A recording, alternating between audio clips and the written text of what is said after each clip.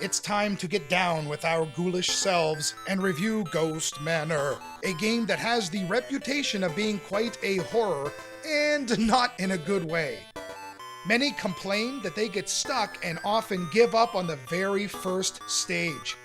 And so, this Halloween, I'm going to play through the entire thing and see if it is indeed a ghastly nightmare. After pressing run, your main character will stand in one place and be told the story. Yeah, it's pretty darn lame, so let's refer to the manual. Basically, you have a small village where life was peaceful, serene, and the earth was alive with nature. But one dark night, Orb Gamut came from another dimension and brought terror along with him.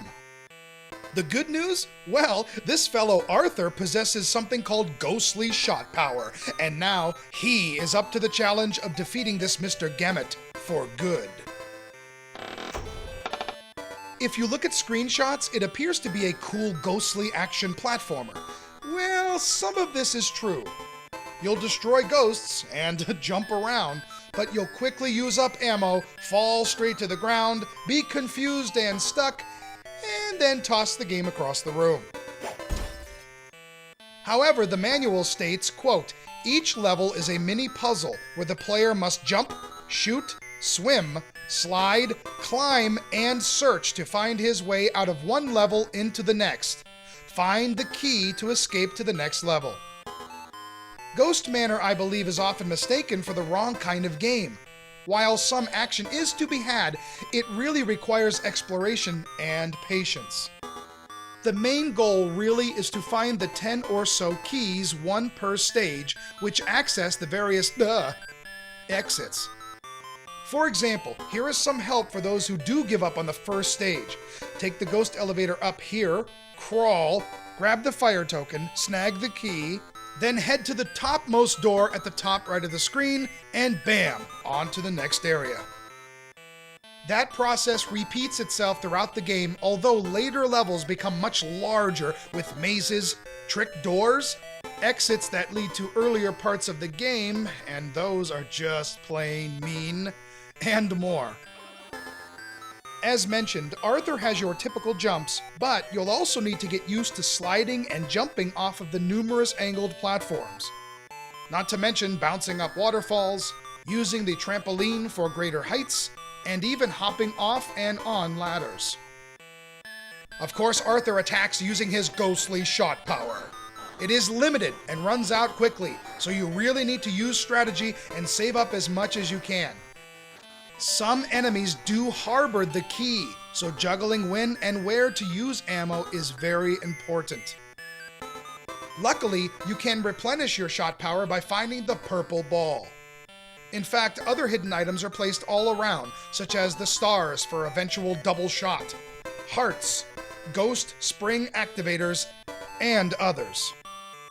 If your ammo is out, walk around and search everything. You never know what might pop up.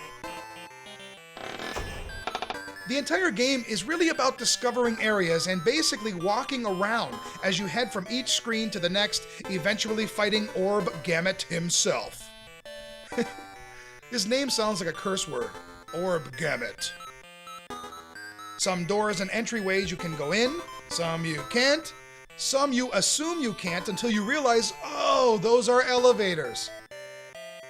And speaking of elevators, waiting for them is torture. Anything that lifts you into the air is a pain. See that? I waited patiently for that claw to come up, and it appeared right when it was out of reach. Here, let me fast forward this. Yep, I'm still waiting. Ugh, Orb Gamut. Ghost Manor looks pretty good. The creepy ghosts and ghouls scattered about are cool, if somewhat overused. There are really nice diverse areas outside the manor and inside the manor. The attic, the roof, etc.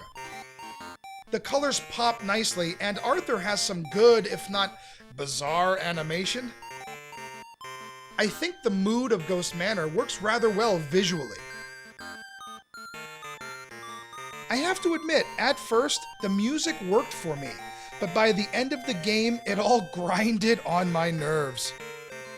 Luckily, you can switch off the music at the title screen, which is recommended. The sound effects really aren't the greatest and are mostly recycled from other ICOM simulation games.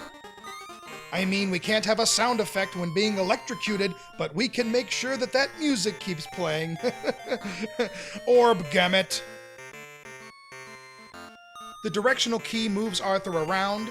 The select button searches, which I think a lot of people forget about. Button 1 jumps, and button 2 fires that ghostly shot power. I hear a lot of complaints about the controls in this one, but honestly, I didn't have much trouble. While the jump is a tad delayed and he does float in midair, with enough practice, you should have it down in no time. Obviously, when all of the hit potions disappear, Arthur is 6 feet under. However, there are some wonderfully placed one-hit deaths, such as the spikes or the flames. Oh, those flames. Yeah, the stage before the final boss of this game has some horribly crafted platforming. You cannot see the flames below, and those pixel-perfect jumps equal a lot of deaths. The good news, I guess, is that the game starts you close to where you left off, although it does take away some ammo if you're fully stocked. Once you've lost all lives, you can continue, however, only up to 5 times.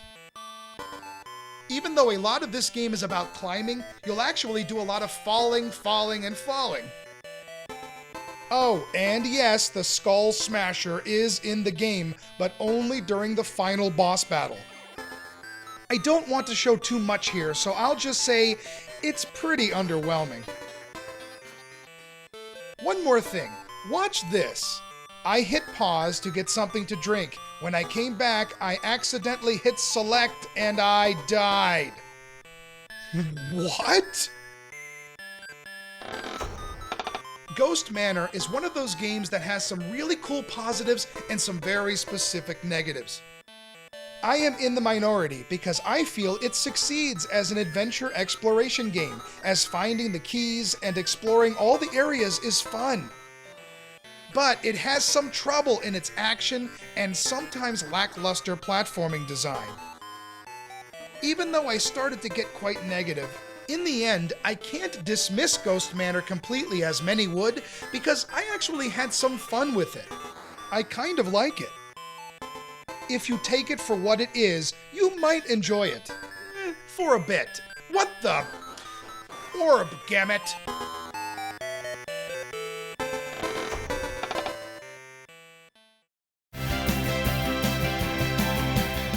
Much like other ICOM simulation games such as Yo Bro and Addams Family, Ghost Manor has some really great stuff along with some really poor stuff.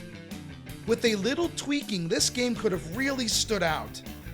Sadly, I can't quite recommend it, but after playing through the entire thing, I feel the urge to give it an average TurboViews rating. Surprisingly for me, it ended up being a little more of a treat versus that ghastly trick I was prepared for.